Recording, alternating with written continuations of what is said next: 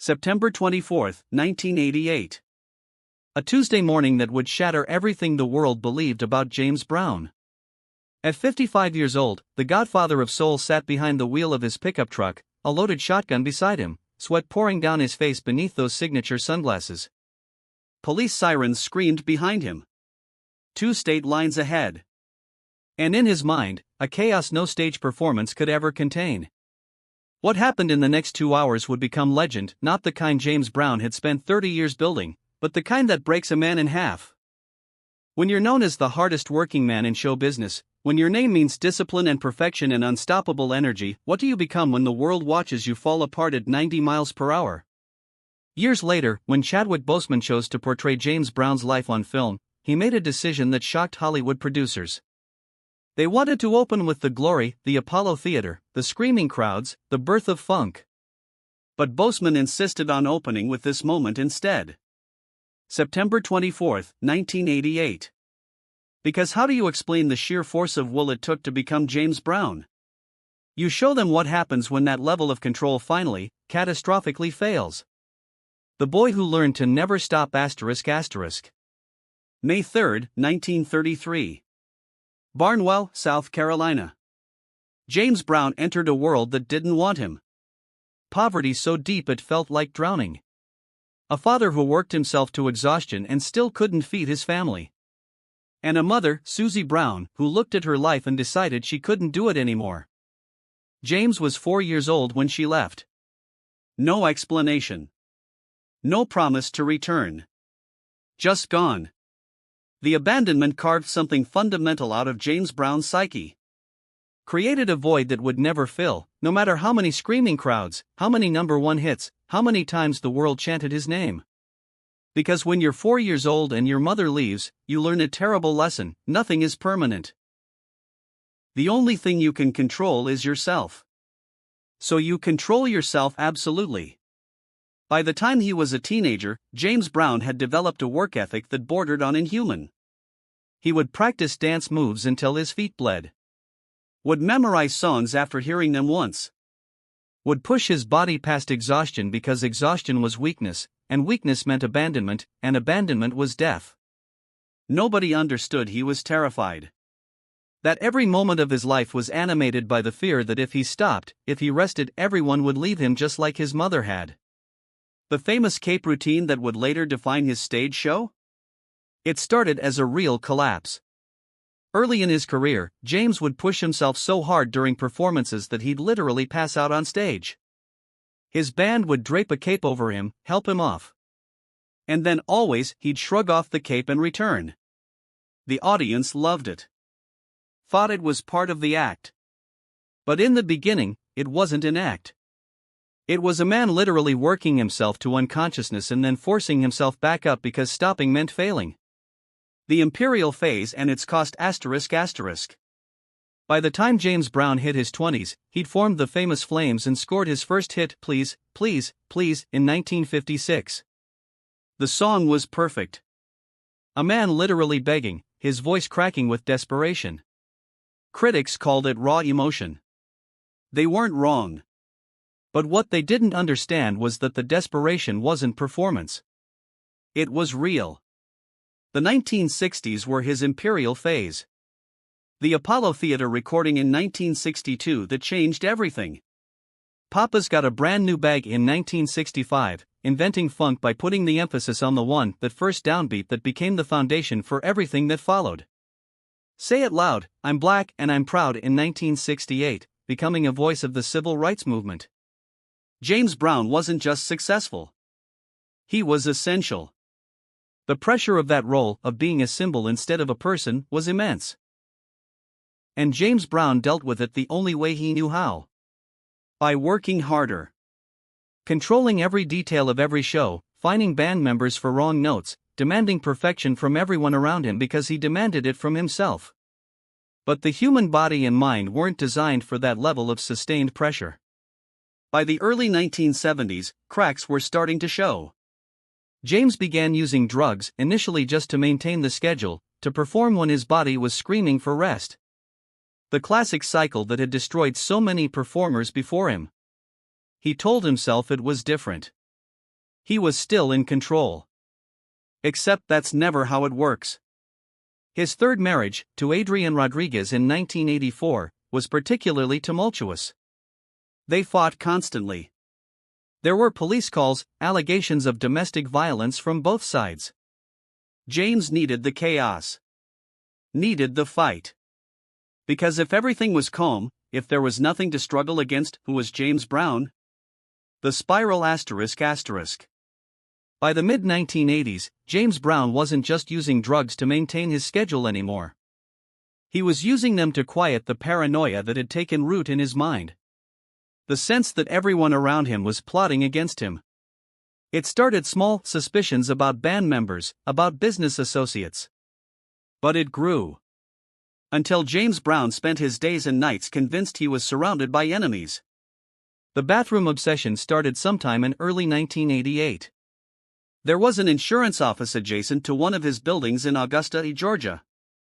James became convinced that people from that office were using the bathrooms in his building without permission. It sounds absurd. The kind of thing a rational person would either ignore or resolve with a simple conversation. But James Brown's mind wasn't operating rationally anymore. In his paranoid state, the bathroom situation became symbolic of everything wrong in his life. Everyone taking from him. Using him. Showing no respect. Through 1988, the warning signs multiplied. More erratic behavior. More paranoid accusations. His family worried but didn't know how to intervene. Because James Brown was absolutely convinced there was nothing wrong. Everyone else was the problem. And the gap between what James Brown needed and what reality could provide kept widening. September 24, 1988 ***. September 24 started early for James. He hadn't slept well in months. The bathroom situation was on his mind again. It had been building for weeks, this sense that he needed to do something, needed to make people understand. The shotgun was already in his truck. Had been there for weeks. James told himself it was for protection. At 9:47 a.m., James Brown walked into that insurance conference room. 20 insurance agents turned to look at him. Some recognized him immediately. And then they saw the shotgun. Not pointed at anyone specifically. Just there. Visible. A statement. James started talking about bathrooms. About respect. His words tumbled out in a stream that didn't quite make sense. Someone quietly dialed 911. By the time the first police cars pulled into the parking lot, James had already noticed the shifting energy in the room. The fear. He'd come here to demand respect, but all he was seeing was fear. He needed to leave. Officers were approaching the building when James Brown burst through the door and practically ran to his truck. They shouted for him to stop. But James was already in the cab, engine starting. The first police car pulled behind him. James Brown looked in his rearview mirror at those flashing lights and made a decision that would end everything. He pressed down on the accelerator and drove away. The pursuit started almost casually. Police following as James Brown drove through Augusta, not speeding particularly, just moving with steady determination toward some destination only he understood. More units joined. They tried talking to him over the loudspeaker. But inside that truck cab, James Brown wasn't hearing them. His mind had traveled somewhere else entirely. The spike strips went down at the South Carolina border. The explosive pops of rubber shredding filled the air. Any normal driver would have stopped immediately. But James Brown's response was to grip tighter and keep driving. Officers watched in disbelief as the truck continued forward, now riding on bare rims, the sound of metal scraping asphalt audible even over the sirens. This was the moment when everyone realized this wasn't going to end cleanly. The helicopter footage captured it all. James Brown's truck, barely recognizable anymore, limping forward on shredded wheels. Smoke pouring from the wheel wells. And still he drove.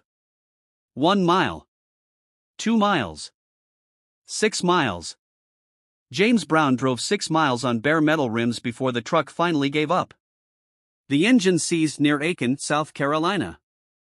Not because James chose to stop, he would have kept driving forever if physics allowed it, but because metal has limits. The truck shuddered to a halt. Police vehicles immediately swarmed.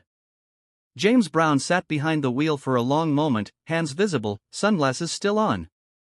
Officers approached carefully, opened the door, and pulled James Brown from the vehicle that had become his coffin. They pressed him against what remained of the truck, cuffed his hands, read him his rights. And James Brown said nothing. Just stood there while the helicopters circled and the cameras captured every angle and the world watched a legend die in real time. Because that's what this was. The death of the image. The myth. In 2 hours, on a Tuesday morning, he destroyed it all. The weight of what comes after ***. December 15, 1988. The jury returned their verdict. Guilty on multiple counts. The judge sentenced James Brown to 6 years in the South Carolina Department of Corrections. The backlash was immediate. Everyone had an opinion about what James Brown's fate should be. Nobody asking the more fundamental question, how did we let it get this far? James Brown entered prison in early 1989. The adjustment was brutal. For a man whose entire identity was built on self-determination, on controlling every detail, this was torture. The first weeks he barely functioned. But then something unexpected happened. He started to stabilize. The paranoia that had consumed him for years began to recede. His mind, freed from the pressure of being James Brown, started to heal. The freedom had been killing him. Not freedom in the abstract, but the specific freedom to destroy himself through work, through drugs, through the relentless pressure of maintaining an image that had stopped being sustainable decades ago. In prison, that pressure was gone. He became a model prisoner. Started writing music again. Not the driven, frantic compositions of his peak years, but something gentler, more reflective. By 1991, he was fully free. The question was simple and impossibly complex: what now? The answer, it turned out, was the same way you built the legend in the first place. One performance at a time. Small venues at first.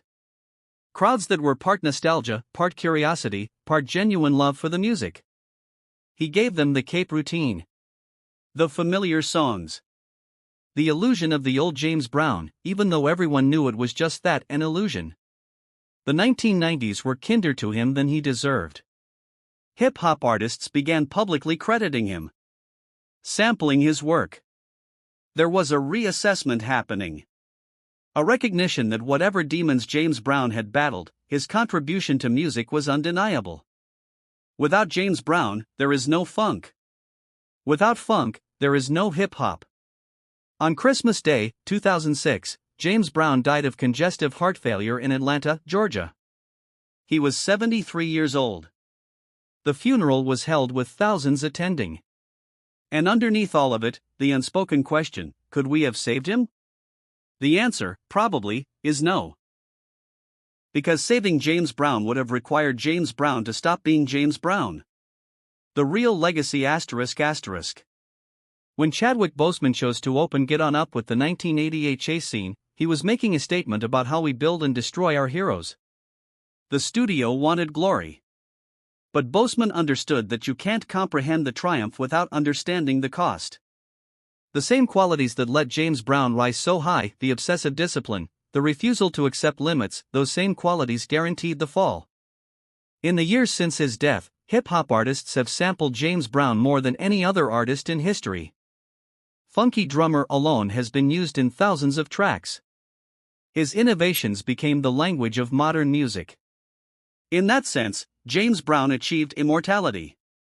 But the man behind the sound, that's where the story gets harder to tell. Because acknowledging James Brown's humanity means acknowledging that we failed him. We demanded James Brown be superhuman. And when he proved to be human after all, when he broke in the most public way possible, we treated it as a moral failure rather than a predictable outcome of the pressures we'd placed on him. What September 24, 1988 really showed us wasn't James Brown's weakness. It was the limit of human strength. He survived being James Brown longer than should have been possible. But even the strongest eventually reach their limit. And when it does, when the structure you've built your entire life around suddenly collapses, you drive. You drive on bare rims 6 miles past the point where physics says you should stop because stopping means facing what you've become.